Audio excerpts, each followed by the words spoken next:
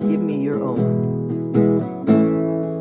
I give you all my acts as well, that I may do your will instead of seeking goals which could not be obtained, and wasting time in vain imaginings. Today I come to you. I will step back and merely follow you. Be you the guide and I the follower, who questions not the wisdom of the infinite, nor love whose tenderness I cannot comprehend, but which is yet your perfect gift to me.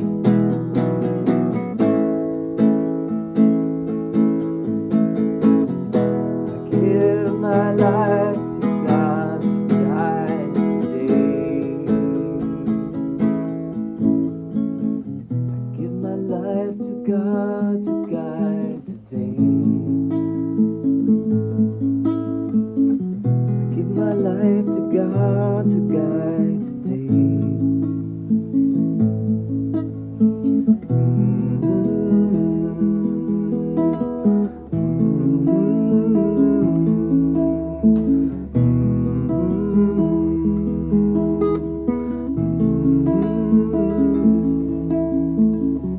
I'll stop the world and melt with you. Stop the world and melt with you.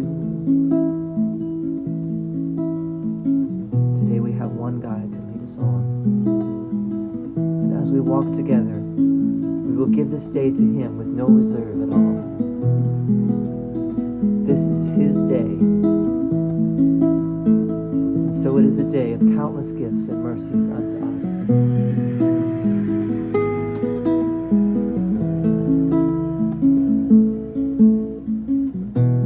Life to God to guide today. Give my life to God to guide today. I give my life to God to guide today.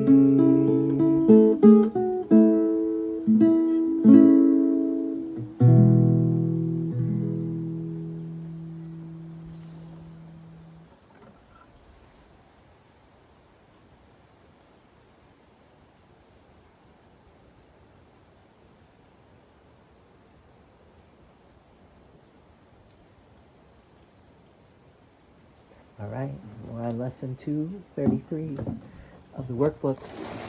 I give my life to God to guide today. It's a nice one. God is my guide, right? It's a play, play on words, God and guide. We all need some guidance, guidance, the God dance, the guy dance or the God dance. Dancing with God. We do not know the way.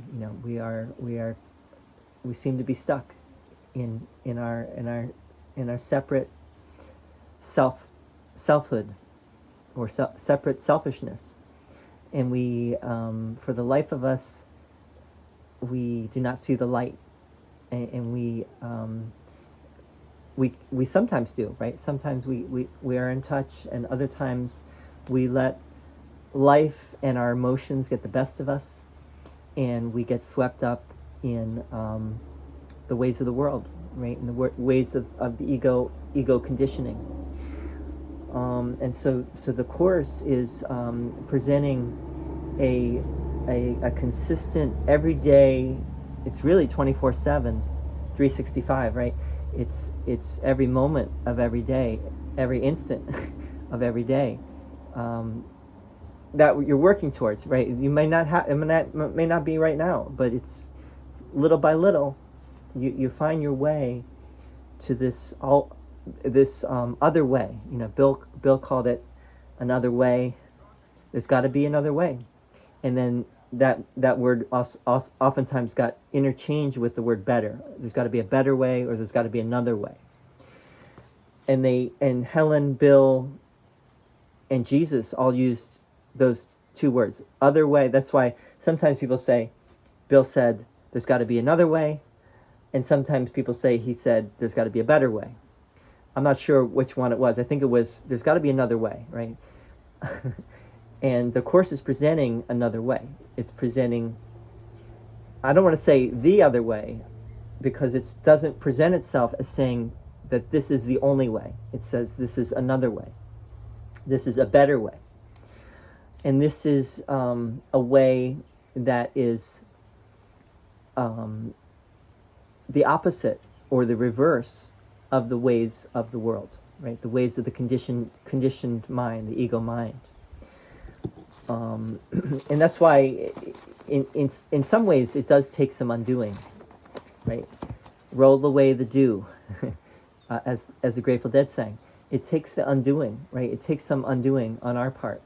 This is not, if you think this is easy, it can be easy, but for most of us it is not. It's a bit of a struggle, because we are resistant. You know, I keep using that word because Jesus keeps using that word.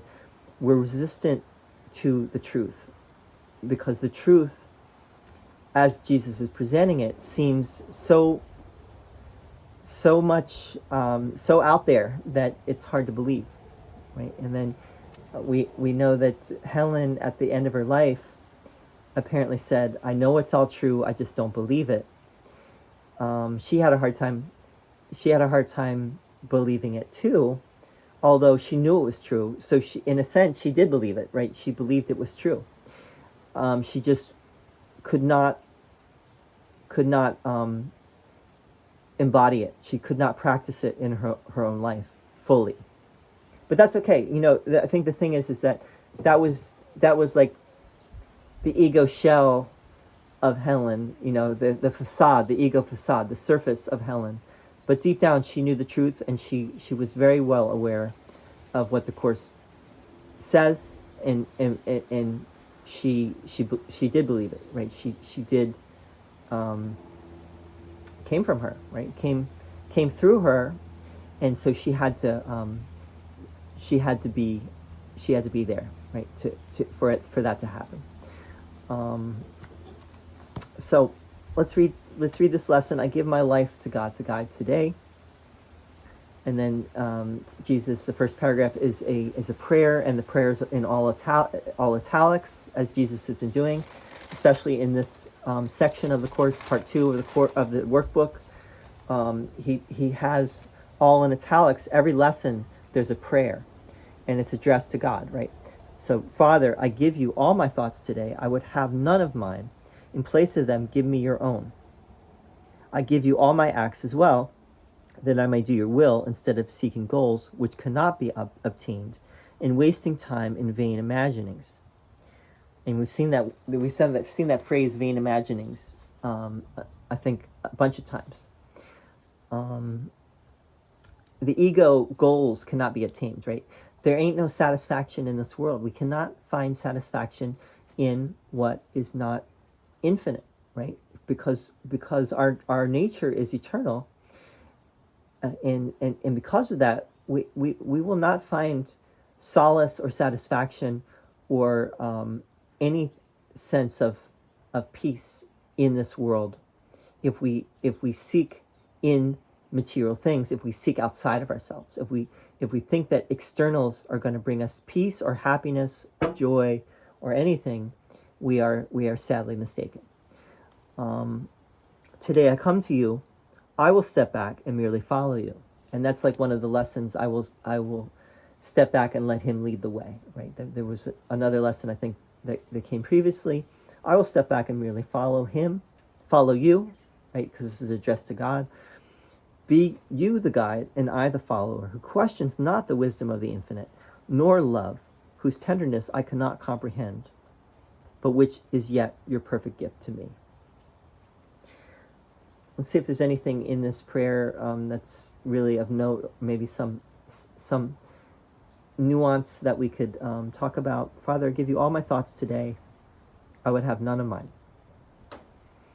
Clearing the mind of all thoughts, clearing the mind of all, of my own my own concepts, my own beliefs, my own understanding, getting rid of all of it, saying, I do not know, I have no idea. I want God to show me. I'm calling on God the Father, to show me what the truth is, because for the life of me, I've been trying to find it, and I have no, obviously it's not working. So I'm gonna empty my cup. I'm gonna let go. Empty my cup. Be an empty vessel. I give you all my acts as well, all my acts, all my deeds, all my things I do, that I may do your will instead of seeking goals which cannot be obtained and wasting time in vain imaginings. Most of life seems to be just running in circles and not really seeming to get anywhere. And this course is saying, this come to the one, and you will know everything, and you will have everything. And all of your acts, all of your deeds, all the things that you do will make sense in light of that. Today I come to you, I will step back and merely follow you. Be you the guide, and I the follower who questions not the wisdom of the infinite, nor love, whose tenderness I cannot comprehend. Interesting word, tenderness, there. And it seems to be making a difference. There seems to be a difference here between the infinite, which is capital I, and love, which is capital L.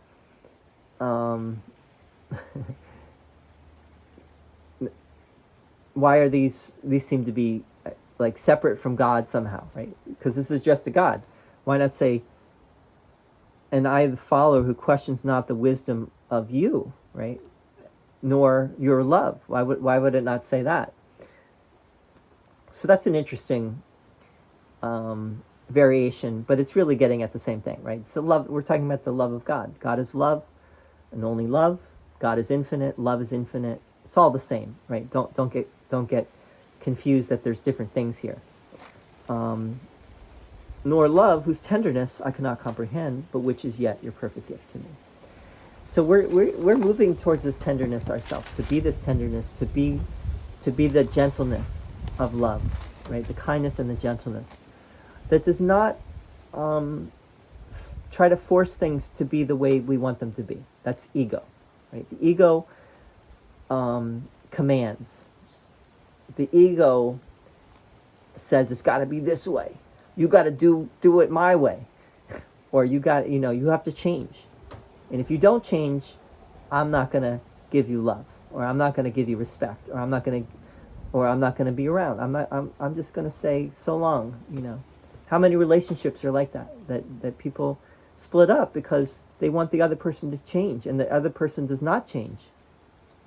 And so they're like, well, if you don't change, then I'm leaving. I'm going to find someone who will be what I like, what I need. Give me what I need, right? But that's really not love, right? Love is letting the other person be exactly as they are, and letting yourself be exactly as you are without judgment. That's love, and that's something that most of us are struggling. That idea we're struggling with that. Let me just tell you real quickly, and we'll bring this to an end. So I posted on Facebook this story about these wise fools who lived in this town. There was a town of wise fools. This is just an old story. It's kind of a joke. This was in Fiddler on the Roof, if you ever saw Fiddler on the Roof. So not exactly, but the joke was in Fiddler on the Roof. But anyway, so there's this judge and a plaintiff. There's a plaintiff and a defendant, and the judge is listening to the case. He listens to the plaintiff. And when the plaintiff is done, the plaintiff makes a very strong case, and the judge says, "You know what? You're right. You're exactly right. You have truth on your side." And then the defendant also makes their case afterwards, right? They make their case, and the judge then says, You are also right. You are so right. Remember, this judge is a wise fool, right? And then the way that I present the story is his daughter, young daughter, who's like 4 or 5, says, "But Daddy, they can't both be right. Can they both be right? They're not both right, are they?" And the judge says, "You know what? You're right too." And I posted that on Facebook, and no one said anything. No one liked it or anything, gave me a heart or a like or anything. And this one guy said, "I'm not sure what you're getting at with this story. This story doesn't make sense to me." And I said, "Well, really? Because I think the story is just getting at the idea that to get beyond judgment and to start to see that everyone can be right in their own way, and your work is to not judge, right? To stop judging. But this is not the easiest thing, and I understand why people would not comment or like the story. It's a little bit out there, but it's getting at that truth. Let's do paragraph 2. Today we have one guide to lead us on, and as we walk together, we will give this day to him with no reserve at all. This is his day, and so it is a day of countless gifts and mercies unto us. Jesus keeps bringing in the idea of the gift, right? The gift. God has given us the gift of love, the gift of and love is non-judgment, the gift of understanding, the gift of forgiveness, and we give back to God when we practice that, and when we sincerely do that work, and when we do that, we receive. That the more we give, the more we receive, and the giving and the receiving are one, as Paul McCartney and the Beatles sang at the end of Abbey Road. In the end, the love you take is equal to the love you make. It's the same idea. Is that as you give, you receive. Whatever you give, you receive back. Now, if you give according to the ego, that's what you receive back, and if you give according to the Holy Spirit, that's what you receive.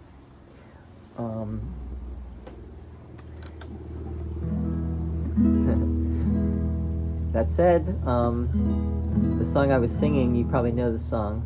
It's by, I think, A Flock of Seagulls, "Melt with You." It's a beautiful song. I'll stop the world and melt with you. So let's end with that today.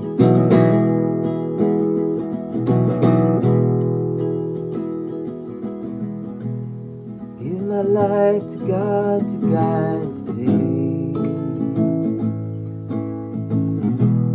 Give my life to God to guide today. Give my life to God to guide today.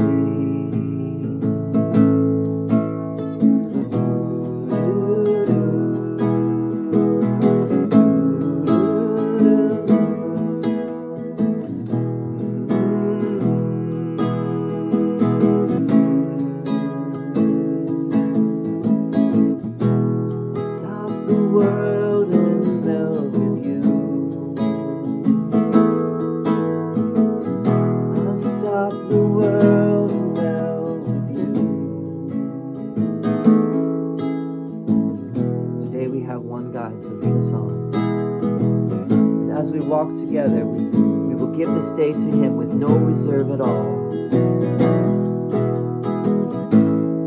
This is his day,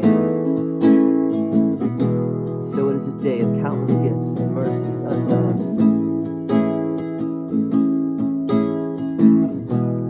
Give my life to God to guide today. Give my life to God to guide today. Give my life to God.